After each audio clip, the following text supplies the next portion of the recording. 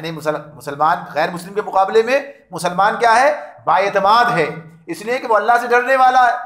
یہ الگ بات ہے کہ آج کا مسلمان اللہ سے ڈرنے والا نہیں ہے، اور یعنی جو صورتحال ہے الا ماشاء اللہ، اور گواہی کے معاملے میں بے دریغ، یعنی کوئی پرواہ نہیں ہے کہ یہ اللہ رب العالمین کی طرف سے کتنی بڑی تاکید ہے اور کتنا بڑا معاملہ ہے اس حوالے سے، تو اس کی بات آگے آ بھی رہی ہے۔ تو اسی مقام پر دیکھتے ہیں تو یہاں کیا کہا کہ اپنے مردوں میں سے 2 گواہ بناؤ، اور اگر وہ نہ ہوں، 2 مرد میسر نہ ہوں تو 1 مرد اور 2 عورتیں ہوں، تاکہ اگر ایک بھول جائے، یعنی ایک عورت بھول جائے تو دوسری اسے یاد دلا دے۔ یہاں اللہ رب العالمین نے اس کی غرض بتائی ہے، یعنی اس پر بھی بہت سے اعتراضات کیے گئے ہیں، مستشرقین نے کیے ہیں، اور بعض اوقات مسلمانوں کی سمجھ میں بھی یہ بات نہیں آتی کہ ایسا کیوں کر دیا گیا، عورت کا مقام گر گیا۔ تو عورت کا مقام نہیں گرا ہے، عورت کا اپنا مقام جو اپنی جگہ پر اللہ نے قائم کیا ہے وہ اتنا بڑا ہے کہ دوسرے اسے قائم کرنے سے قاصر ہیں۔ جو مقام دیا ہے اسلام نے اسے، اس کے مطابق کوئی نظام بھی اسے وہ مقام نہیں دیتا۔ لیکن اس بات پر جہاں پر یہ اعتراض ہے تو اس پہ پہلی بات تو یہ بتا دی گئی کہ 2 عورتیں کب ہیں، یہ کس معاملے میں بات ہو رہی ہے؟ یہ معاشی نظام کے اندر بات ہو رہی ہے۔ دیکھیے قرض کا عام طور پر سوچتے ہیں قرض ہو رہا ہے، آپ نے مجھ سے قرض لیا، میں نے آپ سے قرض لے لیا، اس قرض کے بارے میں ہم سوچ رہے ہوتے ہیں عام طور پر۔ قرض صرف اتنا نہیں ہے، آپ دیکھیے سارا جو بینکنگ سسٹم چل رہا ہے، جتنا قرض اس پر دیا جا رہا ہے، بہت بڑا نظام ہے نا سارا، یہ کاروباری قرض ہیں، دیگر بڑے بڑے قرض ہیں اور دیگر مسائل ہیں۔ یعنی صرف معاملات یہ نہیں ہے کہ ایک آدمی کا دوسرے آدمی کے ساتھ معاملہ ہے، بلکہ یہ قرض کی بڑے بھی ہو سکتے ہیں، اور ان کی مدت اور ان کی وسعت اور بہت سارے معاملات اس کے اندر ہو سکتے ہیں۔ تو یہ تمام چیزیں ہیں۔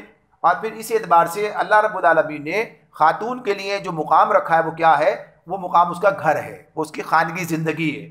اس زندگی کے حوالے سے جہاں مسائل پیش آئیں گے وہاں اس کی گواہی بالکل ویسی ہی ہوگی جیسے کہ ایک مرد کی گواہی ہے۔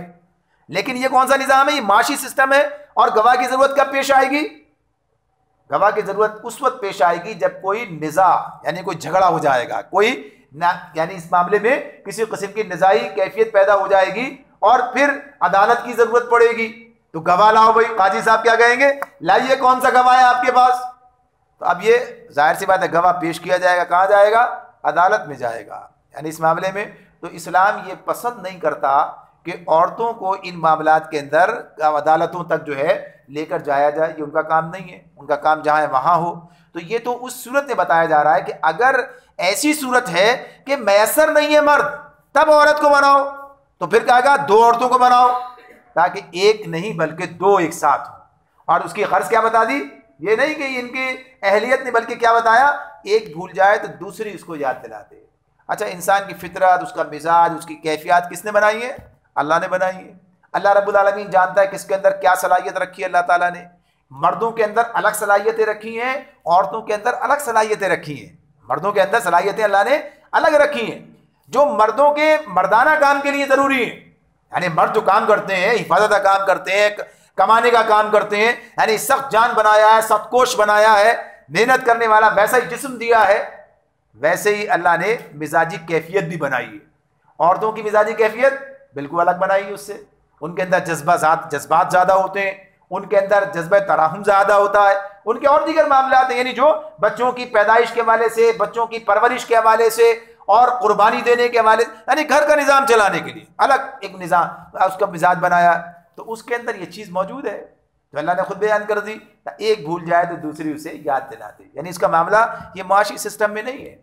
آج بھی اگر ہم دیکھیں، آج جو مغربی دنیا بھی اور ہمارے پاس بھی صورتحال بنی ہوئی ہے، ہمارے پاس تو خیر خاتون کو معاشی میدان میں لانے کی کوئی گنجائش نہیں ہے، الا یہ کہ اس کی ضرورت ہو، یعنی ایسی کوئی ضرورت اسے پیش آ جائے تو اس کو اس کا حق ہے، اجازت دے رکھی ہے، پسندیدہ نہیں ہے بغیر ضرورت کے، اور ضرورت ہو تو بہرحال ضرورت ہے، اور وہ اسی صورت میں پیدا ہوتی ہے جب معاشرہ اپنا ذمہ داری ادا نہیں کرتا ہے، ریاست اپنی ذمہ داری ادا نہیں کرتی ہے، ان کی ضروریات پوری نہیں کرتی ہے، تو یہ بات ہے۔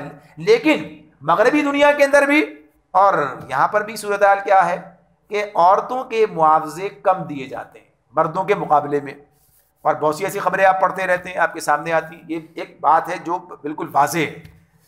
وجہ کیا ہے؟ جب ان سے بات سامنے آئے تو کیا ہے؟ عورت اس طریقے سے وہ ذمہ داری ادا نہیں کر سکتی جیسے کہ مرد کرتا ہے۔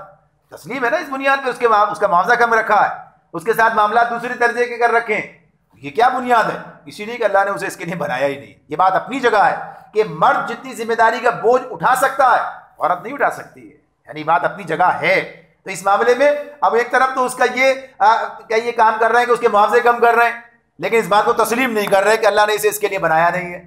اللہ نے تو اسے گھر کے لیے بنایا ہے، گھر کا نظام چلانے کے لیے بنایا. تو یہاں بھی اسی بنیاد پر ہی بات ہے. ورنہ گھر کے معاملات میں اگر رضاعت کا معاملہ ہوگا تو کس کی گواہی چلے گی؟ ایک اکیلی عورت کی گواہی چلے گی.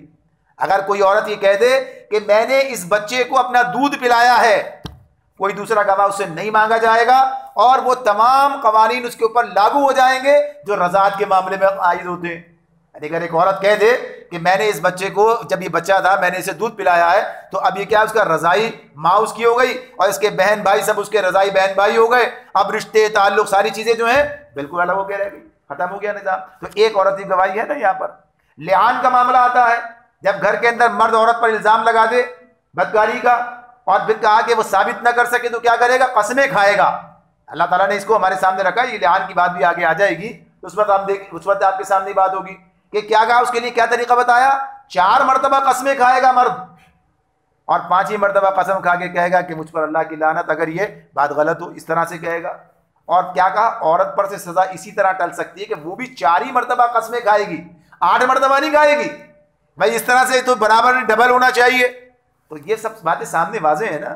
تو یہ بے بنیاد باتیں ہیں جن سے لوگ متاثر ہو جاتے ہیں. تو قرآن پڑھنے سے چیزیں ہمارے سامنے آ جاتی ہیں کہ اللہ کہاں کہاں کیا کیا کہہ رہے ہیں.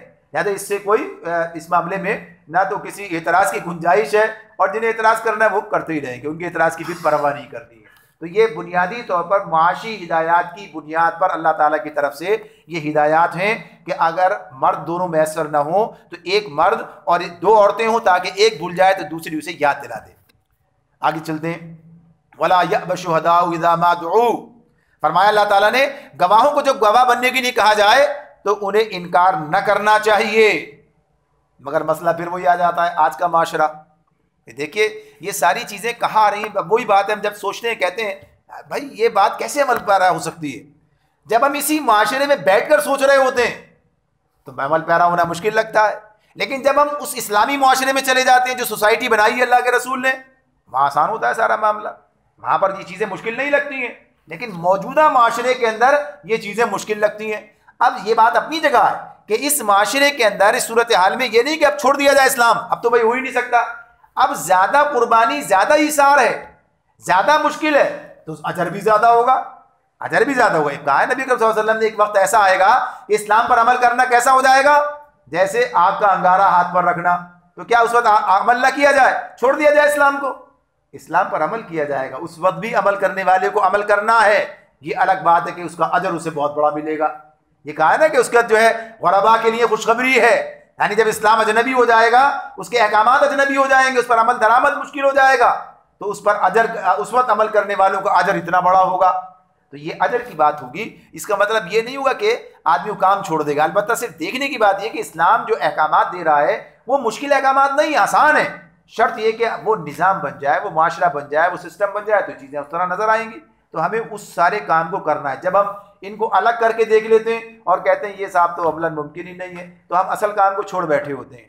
یعنی اسلامی معاشرے کا قیام، اسلامی ریاست کا قیام، یہ دونوں چیزیں ہمیں کرنی ہیں. پھر یہ سب چیزیں ہمیں بالکل اپنی جگہ پر مناسب، بالکل فٹ نظر آئیں گی.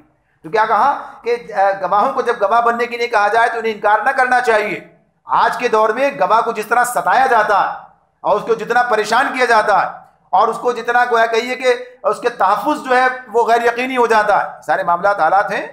لیکن بہرحال اسلام جو ہے وہ اس کے بارے میں کیا کہتا ہے اللہ آگے ہمیں بتائیں گے کہ اس کی حفاظت کرنی چاہیے. تو ابھی بات کیا ہو رہی ہے، وَلَا تَسْأَمُوا أَن تَكْتُبُوهُ صَغِيرًا أَوْ كَبِيرًا إِلَىٰ أَجَلِهِ ذَلِكُمْ أَقْسَطُ عِندَ اللَّهِ وَأَقْوَمُ لِلشَّهَادَةِ وَأَدْنَىٰ أَلَّا تَرْتَابُوا.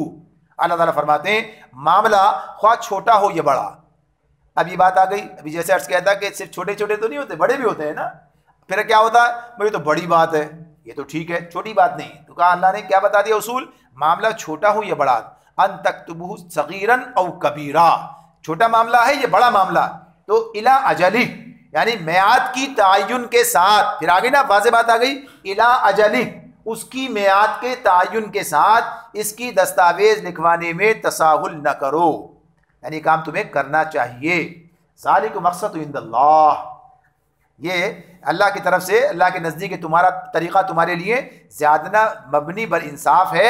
وَأَقُومُ لِلشَّهَادَةِ، اور اس سے شہادت قائم ہونے میں زیادہ سہولت ہوتی ہے. وَأَدْنَىٰ أَلَّا تَرْتَابُوا، اور شک میں اور شبہات میں مبتلا ہونے کا امکان کم ہو جاتا ہے. یعنی جب لکھی ہوئی چیز موجود ہوتی ہے تو آسان ہو جاتا ہے معاملہ. ظاہر ہے پھر ذرا شہادت قائم ہونے میں بھی سہولت ہوتی ہے، بگاڑ پیدا ہونا، مسائل پیدا ہونا. دیکھیے اللہ تعالیٰ کیا چاہتے ہیں، یہ مسلمان ہیں، مسلمانوں پر مبنی معاشرہ ہے، ان کے درمیان کوئی خرابی پیدا نہیں ہونی چاہیے، ان کے دل ایک دوسرے کے خلاف نہیں ہونے چاہیے، زیادتیاں ظلم نہیں ہونا چاہیے. تو اس لیے جو اسباب، جو چیزیں وہ پیدا کرنے والے، ان کا سدباب کیا جاتا ہے.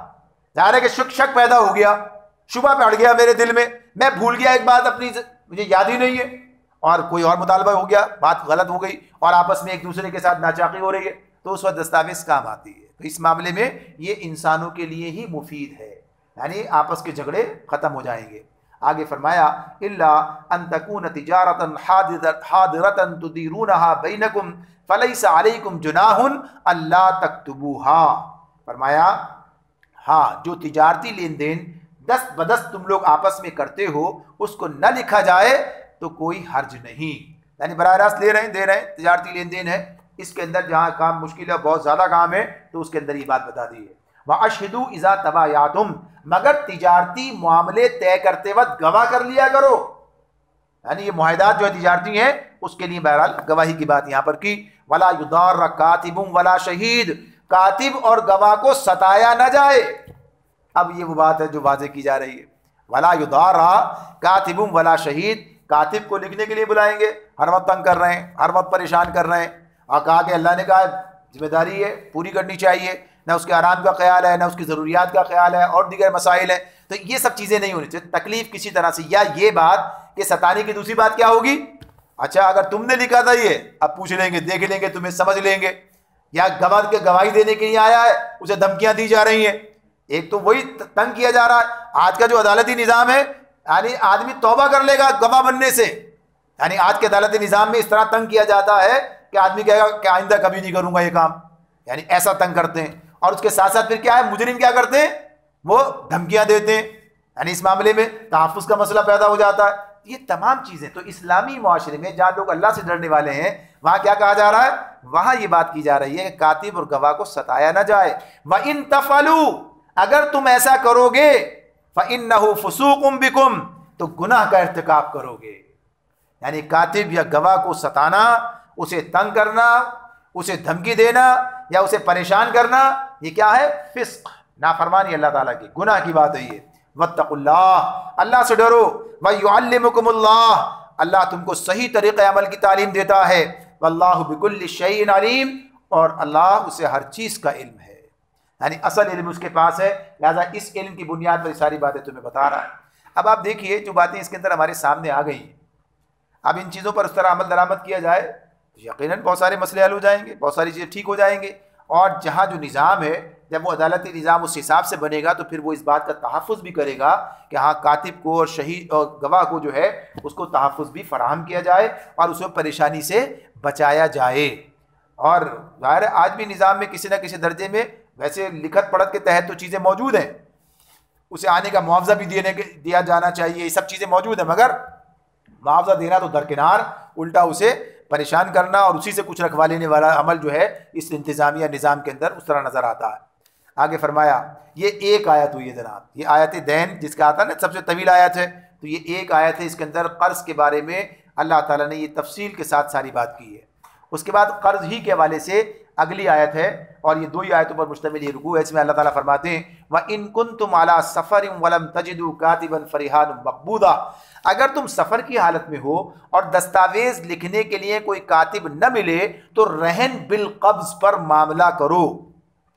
رہن بالقبض یعنی ضمانت کے طور پر کوئی چیز اپنے پاس رکھ لینا تاکہ قرض کی ادائیگی کی ضمانت حاصل کی جا سکے. اب اس میں یہ بات بتائی گئی ہے کہ سفر کے اندر ہو اور کوئی کاتب نہیں مل رہا تو آپ رہن بالقبض کا معاملہ کر سکتے ہو، یہ ایک سہولت کی بات بتائی. لیکن اس کا تعلق اس سے نہیں ہے کہ سفر میں ہی یہ کام ہو سکتا ہے یا جب کاتب نہ ملے جبھی یہ کام ہو سکتا ہے، ایسا نہیں ہے. یہ اس کے علاوہ بھی ہو سکتا ہے. اس کے علاوہ بھی ہو سکتا ہے. ویسے تو معاملہ کیا ہے, معاشرے کو ایسا بنایا جائے, یعنی مسلم معاشرے کو اس طریقے سے بنایا جائے گا کہ جہاں ایک فرد دوسرے فرد پر اعتماد کرے گا, یعنی افراد کے باہمی اعتماد کی بات ہوگی. آج کا معاشرہ کیا ہے, جہاں باہمی اعتماد کرنا مشکل ہو گیا ہے نا, ہے تو مسلمان ہی سارے کے سارے, لیکن باہمی اعتماد کیا ہے, مشکل ہو گیا ہے. تو اب ایک آدمی قرض مانگنے کے لیے آتا ہے تو کیا کہتا ہے, ساتھ میں یہ کہتا ہے اچھا صاحب میرے یہ چیز اپنے پاس رکھ لیجئے, میرے مکان کے کاغذ اپنے پاس رکھ لیں, آپ میری گاڑی کی فلاں یعنی کوئی بھی چیز وہ کہتا ہے کہ یہ میں اپنے پاس رکھ لیں, یہ میرا زیورات ہے یہ رکھ لیں, اور مجھے اس کے عوض میں یہ رقم دے دیں. یعنی یہ رہن ہے, یہ رہن بالقبض ہے کہ اس کی چیز اپنے قبضے میں رکھی ہے, اور پھر اس کے یعنی قرض کے مدت ختم ہونے پر قرض کی واپسی پر اسے لوٹا دینی ہے. تو یہ کام کیا جا سکتا ہے, اس میں کوئی مضائقہ نہیں ہے. لیکن بات یہی ہے, پسندیدہ بات یہی ہے کہ معاشرہ اس انداز سے بن جائے کہ جہاں ایک دوسرے پر اعتماد ہو اور رہن بالقبض کی صورت پیدا نہ ہونے پائے. لیکن اگر ضرورت محسوس ہو تو یہ کام کیا جا سکتا ہے, اس میں کوئی رکاوٹ نہیں ہے. البتہ کیا معاملہ ہے کہ جس چیز کو رہن رکھا گیا ہے اس سے فائدہ اٹھانا, یعنی مرتہن جس کے پاس رہن رکھا گیا ہے, اسے یہ اس بات کے لیے اس کے پاس کوئی یعنی گنجائش نہیں ہے, اس کی کوئی اجازت نہیں ہے کہ رہن رکھی ہوئی چیز سے فائدہ اٹھائے. یعنی ایسا نہیں ہوگا کہ یہ اب اس چیز سے فائدہ اٹھانا شروع کر دے, اب اس سے تو یہ بھی اسی تعریف میں چلا جائے گا, یعنی سود کی تعریف میں ہی چلا جائے گا. اس چیز کی چیز اس کی ہے, اب آپ نے اسے لے کر فائدہ اٹھانا شروع کر دیا, اس کا فائدہ آپ کے پاس آ رہا ہے. مکان تھا کرائے پر دے دیا, اب کرایہ اس کا لے کے کھا رہے ہیں, یعنی اس طرح سے کوئی بات ایسا نہیں ہوگا. البتہ وہ چیزیں جن کا برقرار رکھنے کے لیے سے کوئی جانور ہے, ایسا بھی ہوتا ہے نا, بکری دے دی, بھائی یہ میری بکری تمہارے پاس ہے, اب ظاہر سی بات ہے اسے کھلانا پلانا یہ کون کرے گا, وہی کرے گا جس نے رکھ لی ہے. تو اب اس کے بدلے میں وہ اس کا دودھ پی سکتا ہے, یا کوئی بڑا جانور ہے اس پہ سواری کر سکتا ہے. یہ چیزیں جہاں وہ کچھ کر رہا ہے تو اس کے عوض میں کوئی چیز, لیکن کچھ کیے بغیر بس ایسے ہی لینا تو یہ پسندیدہ نہیں ہے. یعنی فقہا نے تو اس معاملے میں اتنی احتیاط کی بات کی ہے کہ یہاں تک کہا ہے کہ اگر کسی کو قرض دیا ہے تو اس سے کوئی ہدیہ بھی قبول نہ کرو, کہیں یہ اس کی تعریف میں نہ چلا جائے. یہ اللہ تعالیٰ کی طرف سے پابندیاں نہیں, لیکن انسان کے لیے وہی احتیاط کے پہلو جو ہیں وہ سامنے رکھے گئے. ہمارے پاس تو یہ بھی سلسلہ چلتا ہے نا, آپ دیکھیے کہ تحفوں کے نام پر بڑی بڑی رشوتیں دی جاتی ہیں, بڑی بڑی رشوتیں جو دے رہے ہوتے ہیں تحفے کے نام پر دے رہے ہوتے ہیں. یعنی پتہ چلتا ہے کہ صاحب بیٹے کو گاڑی تحفے میں دے دی ہے, کیا بات ہے صاحب, ایسا تحفہ, تو یہ کیا ہے, اصلاً وہ رشوت ہے, اصلاً وہ چیزیں. تو اس حوالے سے کوئی ایسے ذہن نہ بن جائے, کوئی ایسی چیز نہ چل پڑے, تو اس حوالے سے یہ چیز ہے کہ اس معاملے میں بھی احتیاط کرنے کی بات کی گئی ہے. تو یہ رہن کے معاملے میں بتا دیا گیا کہ رہن رکھا جا سکتا ہے. فَإِنْ أَمِنَ بَعْضُكُمْ بَعْضًا فَلْيُؤَدِّ الَّذِي اؤْتُمِنَ أَمَانَتَهُ. اب آپ دیکھیے بات اللہ تعالیٰ کیا ایک بات ہم سے کہتے ہیں, ہم سے کہتے ہیں یہ سب باتیں تو ہو گئی اپنی جگہ, یہ سب باتیں لکھت پڑھت کرو, گواہ بناؤ, رہن رکھ لو, یہ سب باتیں اپنی جگہ ہے, لیکن نہیں کیا. اب ایک بات تو یہ ہے کہ جب اللہ تعالیٰ کے احکامات پر عمل نہیں کرو گے تو نقصان تمہارا اپنا, تم جانو تمہارا کام جانے. یعنی اس معاملے میں ایک چیز تو اس حوالے سے ہو سکتی ہے کہ انسان سے کہا جائے بھائی تم نے بات نہیں مانی لہذا اس کا نقصان بھی تم ہی بھگتو, یعنی اس معاملے میں کوئی رعایت نہیں ہے. اور اس حوالے سے نبی کرم صلی اللہ علیہ وسلم کی ایک حدیث ہمارے سامنے آتی ہے, اس میں آپ نے فرمایا کہ 3 آدمی ایسے ہیں کہ جن کے معاملے میں وہ فریاد کرتے ہیں, ان کی فریاد نہیں سنی جاتی, فریاد کرتے ہیں ان کی فریاد نہیں سنی جاتی. ایک وہ آدمی ہے جو اپنی بیوی کے بارے میں کہتا ہے بدخلق ہے, یعنی اخلاق کی بری, یعنی بدخلقی کا جو معاملہ ہے یہ اتنا ناپسندیدہ ہے کہ یہاں پر اس کی بات ہی کہی کہ بدخلق اور منہ سے طلاق نہیں دیتا, یعنی پھر بھی اسے لے کے بیٹھا ہوا ہے. تو اس معاملے میں گویا کہیے کہ یہ اس کی فریاد نہیں سنی جائے گی. دوسرا آدمی وہ ہے کہ جو یتیم کو بلوغت سے پہلے اس کا مال اس کے حوالے کر دے, مال ضائع کر دے گا. بالغ کیوں, یتیم بات آئے گی نا سورہ نساء میں, یتیموں کے مال کی حفاظت کرنی ہے, تو یہ کیا ہے جب تک بالغ نہ ہو جائے ضائع کر دے گا, تو اس معاملے میں اس کی فریاد نہیں سنی جائے گی. تیسرا آدمی کون سا ہے کہ لین دین کرے قرض کا اور لکھت پڑھت نہ کرے, تو گویا کہیے کہ اب اس نے بات نہیں مانی تھی لہذا اس سے بھی اس کی فریاد بھی نہیں سنی جا رہی. یہ سب باتیں اپنی جگہ, یہ باتیں اپنی جگہ کہ اس کو یہ بات کہی جا رہی کہ تمہیں کام کرنا چاہیے تھا نہیں کیا, اب تمہیں کوئی حق نہیں ہے اس معاملے میں فریاد کرنے کا. لیکن اس سب کے باوجود اب جو اسلام کا مزاج ہے, مزاج کیا ہے, فَإِنْ أَمِنَ بَعْضُكُمْ بَعْضًا فَلْيُؤَدِّ الَّذِي اؤْتُمِنَ أَمَانَتَهُ وَلْيَتَّقِ اللَّهَ رَبَّهُ. اگر تم میں سے کوئی شخص دوسرے پر بھروسہ کر کے اس کے ساتھ کوئی معاملہ کرے تو جس پر بھروسہ کیا گیا ہے اسے چاہیے کہ امانت ادا کرے. یعنی اس نے تو لکھوایا ہی نہیں, بے وقوف آدمی نے لکھوایا ہی نہیں, اس نے کوئی رہن بھی نہیں رکھا, گواہ بھی کوئی نہیں ہے, اب تو ثابت کر ہی نہیں سکتا, لہذا بات ختم. اور اگر مر گیا پھر تو بات ہی ختم ہو گئی, یعنی معاملہ کچھ نہ رہا. اب تو بات ہے وارثوں کو دینے کا تو وہ سوال ہی کوئی نہیں ہے, کوئی تحریر ہی نہیں ہے معاملے میں اس حوالے سے. تو اب اللہ تعالیٰ کیا کہتے ہیں, یہ سب باتیں اپنی جگہ, یہ سب باتیں اپنی جگہ کہ ہاں یہ کام نہیں ہوا, مگر وہ چیز جو تمہاری ذمہ داری ہے وہ اپنی جگہ مسلم ہے. جیسے وہ حدیث ہمارے سامنے آ جاتی ہے, اس میں نبی صلی اللہ علیہ وسلم کا ارشاد ہے کہ کوئی اپنا مقدمہ اس طرح میرے سامنے لے آتا ہے کہ حق پر نہیں ہوتا, مگر اس طرح سے اپنی باتیں بناتا ہے کہ قائل کر لیتا ہے. یعنی یہ بات جو ہے انسان ہے, اس اعتبار سے اس کی باتوں میں اتنے اس طرح سے باتیں بناتا کرتا ہے. تو اگر میں اس کے حق میں کوئی فیصلہ کر دوں جو اس کا نہ ہو تو وہ مجھ سے آگ کا ایک ٹکڑا لے رہا ہے. یعنی یہ مفہوم حدیث کا جس میں اللہ کے رسول بات جو ہے واضح کر رہے ہیں. تو یہ بات کہ کسی کوئی چیز موجود نہیں ہے, لہٰذا اب جو ہے اس نے تو اپنی ذمہ داری ادا نہیں کی, یہی ذمہ دار ہے, اب لہٰذا ہمیں اسے قبضہ کرنے میں کوئی مسئلہ نہیں ہے. تو گناہ اپنی جگہ برقرار ہے, گناہ اپنی جگہ برقرار ہے اور اس کا بھگتان بھگتنا پڑے گا. تو اس حوالے سے کیا کہہ دیا گیا, اگر تم میں سے کوئی شخص دوسرے پر بھروسہ کر کے اس کے ساتھ کوئی معاملہ کرے تو جس پر بھروسہ کیا گیا اسے چاہیے کہ امانت ادا کرے. ولا تکتموا الشہادہ, ولا تکتموا الشہادہ, اور شہادت کو نہ چھپاؤ. یعنی پہلے بات کیا ہوگی, امانت ادا کرے, ولیتق اللہ ربہ, اللہ اپنے رب سے ڈرے, ولا تکتموا الشہادہ. اب دوسری بات ہے کیا, شہادت کو نہ چھپاؤ. ابھی شہادت کون چھپاتا ہے؟ ایک تو وہی آدمی ہوتا ہے, ضروری نہیں گواہ جو ہے وہی شاہد ہے, جو کام کر رہا ہے اس سے بڑا گواہ کون ہے؟ یعنی جھوٹ بول لے گا, نہیں کرتا, نہیں کیا, نہیں ہوا, ایک تو خود وہ بھی ہے, اور دوسری بات کیا, وہ گواہ ہیں, شاہد جو جنہیں گواہ بنایا گیا تھا.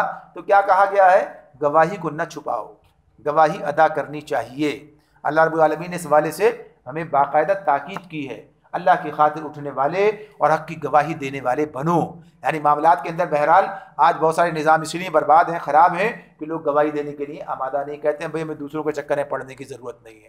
حالانکہ معاملات پتہ ہوتے ہیں اور آسانی سے حل ہو سکتے ہیں اگر کوئی گواہی دینے کے لیے موجود ہو, اور ظلم سے بچا جا سکتا ہے. بعض اوقات لوگ اسی بنیاد پر ظلم کا شکار ہو جاتے ہیں کہ گواہی دینے والے گواہی دینے کے لیے تیار نہیں ہوتے, اپنی مشکلات کو دیکھتے ہوئے جو سامنے ہیں. تو جو مشکل کو انگیز کر کے یعنی برداشت کر کے اور حق کی خاطر گواہی دے گا تو اللہ اسے اس کا اجر دے گا.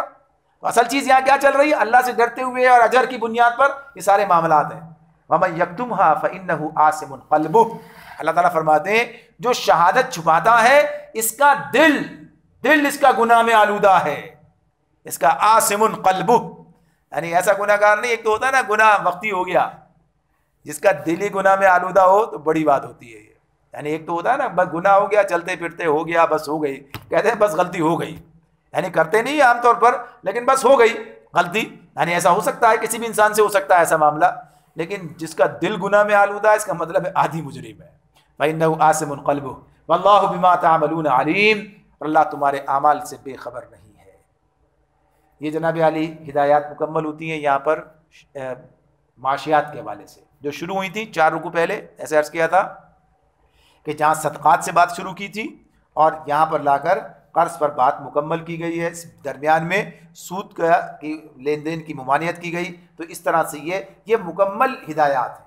اب اگر ہم ان میں سے ایک چیز لے لیں دوسری چھوڑ دیں تو کام نہیں بنے گا. ساری چیزیں مجموعی طور پر نظام کا حصہ ہوتی ہیں. اس کے بعد جو ہے سورہ بقرہ کا آخری رکوع ہے. عام طور پر یہ پہلی صورت ہے بڑی جو ہم اس وقت مکمل کر رہے ہیں. سورہ فاتحہ اس سے پہلے ہم نے پڑھی ہے, وہ خود ایک مختصر صورت ہے اور اتنے اختصار کے ساتھ اتنی مضامین کی کثرت اس کے اندر ہے کہ وہ تو اپنی جگہ پر ایک ہی رکوع پر مشتمل بھی تھی. لیکن عام طور پر جو بڑی صورتیں ہیں ان کے اندر جو چیز ہوتی ہے, یعنی یہ جو ذرا توجہ کی ضرورت ہے کہ جس کے اندر زیادہ ہمارے سامنے مضامین ہیں, تو اس کے آغاز میں بھی جب صورت کا آغاز ہوتا ہے تو بڑی تمہید جو ہے بڑے زوردار انداز میں باندھی جاتی ہے, بڑی باتیں اس کے اندر کہی جاتی ہیں. اور جب اس کا اختتام ہوتا ہے تب بھی مضامین کو سمیٹنے اور گویا کہیے کہ خاص باتیں پھر اجاگر کرنے کی بات ہوتی ہے. عام طور پر یہ چیزیں جو ہیں ہمارے سامنے آئیں گی, عام حالات میں یہ چیزیں ہوں گی, اختصاص کے بعد خصوصی بات الگ ہو جائے گی. تو یہاں اس میں بھی آخری رکوع اس کے اندر بھی باتوں کو سمیٹا گیا ہے. للہ ما فی السماوات و ما فی الارض، آسمان و زمین میں جو کچھ ہے سب اللہ کا ہے۔ بنیادی عقیدہ، بنیادی عقیدہ، یہ عقیدہ اگر انسان کا بن جائے ہے تو صحیح، بھائی ہم میں سے سب کا عقیدہ یہی ہے، لیکن عقیدہ ہونے کے باوجود کیا معاملہ ہے؟ یہ چیز تو میری ہے، یہ معاملہ تو میرا ہے، اس معاملے میں تو میں خود کو سب کچھ کرنے کے لیے خود ذمہ دار ہوں، خود اپنے جو دل چاہے کروں گا۔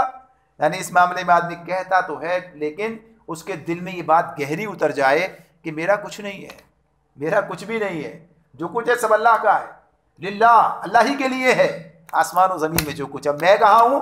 میں بھی آسمان و زمین کے درمیانی ہوں، یعنی میں کہیں اور نہیں ہوں۔ اللہ ما فی السماوات و ما فی الارض، آسمان و زمین میں جو کچھ ہے سب اللہ کا ہے، تو میں بھی اللہ ہی کا ہوں، اور جو کچھ میرے پاس ہے یہ سب بھی اللہ ہی کا ہے۔ ایک مومن کا جب یہ مزاج بن جاتا ہے، جب اس کی یہ سوچ بن جاتی ہے، تو پھر بہت سارے کام آسان ہو جاتے ہیں کرنے۔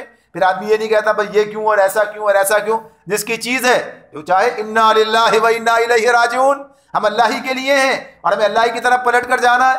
پیچھے پڑھ کر آئے نا یہ بات، اور جیسے سورہ آیت الکرسی میں پڑھا، دیگر جگہ پڑھا، یہی آیت پڑھی تھی، اللہ ہی کے لیے جو کچھ آسمان و زمین میں۔ تو ایک بات یہ ہو گئی عقیدے کی بات۔ وہ دوسری بات کیا ہے؟ جب چیز اس کی ہے تو پھر کیا اس نے چھوڑ دی ایسی؟ بلکہ حساب لے گا۔ وَإِن تُبْدُوا مَا فِي أَنفُسِكُمْ أَوْ تُخْفُوهُ يُحَاسِبْكُم بِهِ اللَّهُ۔ آگے فرمایا تم اپنے دل کی باتیں خواہ ظاہر کرو، مَا فِي أَنفُسِكُم، جو تمہارے دلوں میں ہے، اگر تم انہیں ان تبدو، اگر تم انہیں ظاہر کرو، او تخفو، یا تم انہیں چھپاؤ، یحاسبکم بہ اللہ، اللہ تم سے اس کا حساب لے لے گا۔ یعنی دوسری بات کیا آ گئی؟ عقیدہ آخرت آ گیا، اور ساتھ ساتھ کیا بات آ گئی کہ یہ چیزیں جو ہم نے تمہارے حوالے کی ہیں وقتی طور پر، عارضی طور پر جو تمہیں دے رکھی ہیں، یہ اس کا حساب ہم تم سے لیں گے۔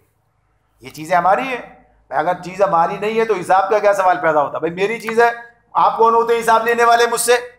ہوتا ہے نا معاملہ یہ، انسان کہتا ہے میری چیز، آپ کون حساب لینے والے، آپ کہاں سے آ گئے پوچھنے والے؟ تو جب تسلیم کر لیا میری نہیں ہے اللہ کی ہے، تو اللہ کو حق ہے کہ اس کا حساب لے ہم سے۔ اللہ کہتا میں اس کا حساب لوں گا تم سے، اللہ نے یہ بات کہہ دی نا ہم سے۔ تو اب کیا ہے؟ محتاط انسان کیا ہے؟ محتاط ہوگا، اور چیزوں کے تصرف میں اپنے رب کی مرضی کے خلاف نہیں جائے گا۔ معاملہ کیا؟ اور حساب دینے والا کون ہے؟ ایسا حساب لینے والا نہیں ہے جس کو پر ڈنڈی مار لی جائے، کوئی دھوکہ دے دیا جائے، نظر بچا لی جائے، کوئی کام ادھر ادھر کر دیا جائے، نہیں۔ جو باتیں تم چھپاتے اسے بھی وہ جانتا ہے، یعنی اس سے کوئی چیز چھپی ہوئی نہیں ہے۔ تمہارے دل میں جو چیزیں ہیں، جو تمہارے ارادے ہیں، جو تمہاری نیتیں ہیں، جو تمہارے منصوبے ہیں، جو تمہاری خواہشات ہیں، جو سامنے آئے یا سامنے نہیں آئے، یعنی ہر چیز، بہت سی چیزیں تو ایسی ہوتی ہیں نا انسان کے دل میں، ایک چیز پیدا ہوتی ہے ختم ہو جاتی ہے، اور بہت سی چیزیں ایسی ہوتی دل میں پلتی رہتی ہیں۔ یعنی بات یہ ہوتی ہے، وہ کہتے ہیں کہ جب تک بند رہتا ہے نا تو معاملہ بہت آسان رہتا ہے، جب کھلے تو پتہ چلتا ہے اس برتن میں کتنا گند ہے۔ یعنی اللہ کا یہ فضل ہے کہ اس نے انسانوں کے گویا کہیے کہ پردے رکھے ہوئے ہیں، ورنہ انسانوں کے ذہنوں میں آنے والے خیالات، وہ منصوبے، وہ تمام چیزیں جو ذہنوں میں موجود ہوتی ہیں، سب سامنے آ جائیں تو کیا بنے؟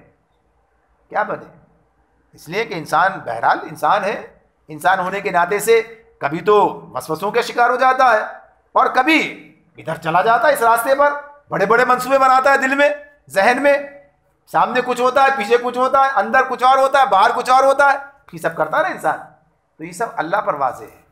تو اس معاملے میں کیا بات ہو گئی کہ انسان جو ہے اپنے آپ کو سنبھالے، سمجھے کہ کس رب کے ساتھ معاملہ ہے، کہ جو کھلے اور چھپے سب سے واقف ہے۔ تو یہ بات بتا دی۔ ہاں، یہ اس میں پھر آگے مضامین آتے ہیں، سب چیزیں واضح کی جاتی ہیں کہ جو چیزیں غیر اختیاری ہیں، غیر ارادی ہیں، جن پر انسان کا بس نہیں چل رہا، ایک غلط خیال دل میں آ جاتا ہے، ایک غلط بات دل میں آ جاتی ہے، انسان اسے جھٹکتا ہے، جھٹکنا چاہتا ہے، پھر آ جاتی ہے، پھر ایسا ہو جاتا ہے، یا کبھی آئی پھر آدمی نے نکال دی، توبہ کر لی، تو یہ سب چیزیں اللہ نے معاف کر دی، ختم، توبہ اس کا معاملہ اس اعتبار سے۔ تو بہرحال معاملہ اس میں صرف اتنی بات ہمارے سامنے آ رہی ہے، ایک تو یہ کہ آخرت کا حساب کتاب سامنے رہے، دوسری بات کیسا محاسب ہے، حساب لینے والا کیسا ہے، ہر چیز سے واقف ہے، دماغ انسان کے کھلے چھپے ہر چیز سے واقف ہے، اور اس کا حساب بھی لے گا۔ یعنی اگر دل میں ارادے پنپتے رہے اور آگے چلتے رہے تو بھی یہ معاملہ ہو جائے گا، میں اس معاملے میں صرف ایک حدیث کو سامنے رکھتے ہوئے آگے بڑھتے ہیں۔ نبی کرم صلی اللہ علیہ وسلم کا ارشاد ایک موقع پر یہ سامنے آتا ہے کہ قاتل و مقتول دونوں جہنم میں، قتل ہونے والا بھی اور قتل کرنے والا بھی دونوں جہنم میں۔ صحابہ نے پوچھا اللہ کے رسول، قاتل کا جہنم میں ہونا تو سمجھ میں آتا ہے، مقتول کیسے جہنم میں؟ وہ تو قتل ہو گیا، مظلوم ہے۔ کہا نہیں، یہ بھی اسے قتل کرنا چاہتا تھا۔ چاہتا کیا ہے؟ اندر ہے نا، جذبہ ہے، یعنی اس کے لیے کوشش ہے۔ یہ بھی اسے قتل کرنا چاہتا تھا لیکن قتل نہیں کر سکا، وار اس کا چلا، یعنی دل، یہ بھی شریک ہے اسی طرح، اس کا جذبہ بھی یہی ہے، یہ بھی یہی چاہتا تھا۔ تو اس معاملے میں انسان کی سوچ کا معاملہ، اس کے یعنی جیسے کہا نا انما الاعمال بالنیات، اعمال کا دار و مدار نیت پر ہے۔ نیت کہاں ہے؟ دل کا ارادہ، نیت اس کا نام ہے۔ تو اس اعتبار سے ایسی بہت سی چیزیں سامنے آئیں گی۔ پھر آگے فرمایا فَيَغْفِرُ لِمَن يَشَاءُ وَيُعَذِّبُ مَن يَشَاءُ، پھر اسے اختیار ہے جسے چاہے معاف کر دے اور جسے چاہے سزا دے۔ وَاللَّهُ عَلَىٰ كُلِّ شَيْءٍ قدیر، وہ ہر چیز پر قدرت رکھتا ہے۔